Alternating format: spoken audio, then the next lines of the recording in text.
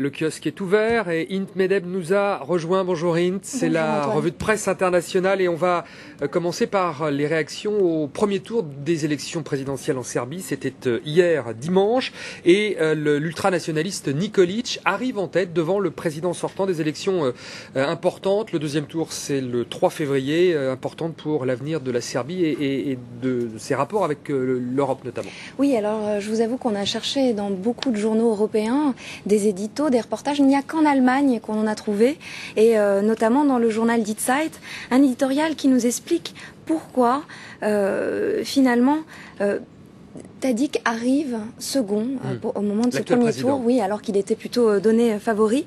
Eh bien, justement parce que son adversaire Nikolić a su jouer sur le fait qu'il n'avait pas été assez dur sur la question du Kosovo, et notamment à cause d'une poignée de main qu'a donnée Tadić à Hašim Tači, qui est le Premier ministre du Kosovo, une poignée de main qui avait eu lieu à New York aux Nations Unies et qui lui est reprochée, c'est le titre de cet éditorial, une poignée de main qui est en fait une trahison. Et l'éditorialiste nous explique à quel point finalement la prochaine escale, à quel point en fait l'issue de ces élections, c'est prochaine escale Bruxelles ou Moscou.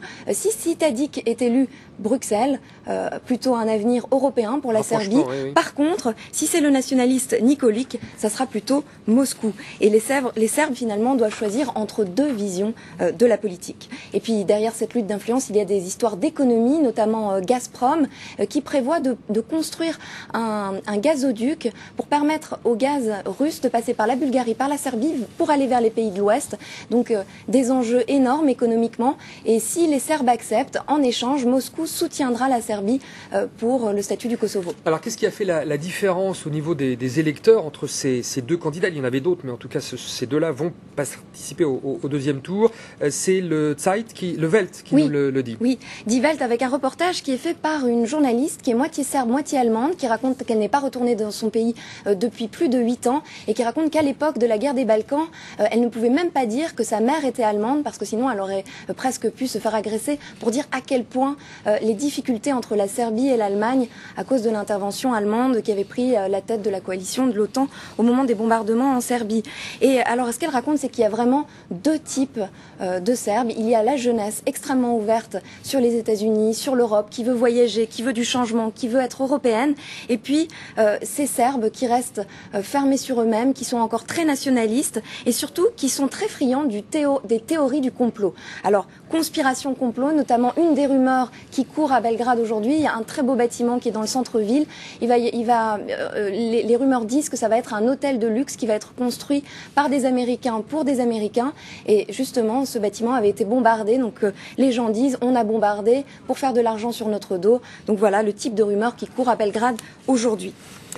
On va partir aux États-Unis où la campagne électorale bat son plein et c'est dans tous les journaux. Oui, et le Washington Post, un éditorial qui nous propose un scénario improbable, le scénario où les démocrates pourraient perdre. Pourtant, tout est de leur côté, c'est ce qu'explique cet article, l'économie, mais ils pourraient se faire rattraper par le fameux race and gender, c'est-à-dire que si la thématique de la race et du sexe féminin de Hillary Clinton devient trop prégnante, à ce moment-là, les démocrates risqueraient de perdre parce que ça n'intéresse pas notamment la classe ouvrière américaine blanche. Sans parler encore des élections présidentielles en France qui auront lieu en 2012, on notera que Libération titre sur Strauss-Kahn en vedette américaine qui s'invite dans les débats du Parti socialiste. Il a créé la surprise, il est patron du FMI, je vous le rappelle, depuis 4 mois, nommé par Sarkozy et il est sur le chemin de Davos. Il a fait une petite escale donc remarquée au PS où il pourrait relancer la donne. Et puis on reste en France avec Carla Bruni dans le Daily Mail. Alors elle nous dit: les Français sont si négatifs, Paris est insupportable et Sarkozy est un petit homme qui a la classe. Mais ça c'était il y a longtemps? C'était il y a quelques mois, un entretien qu'a ressorti le Daily Mail.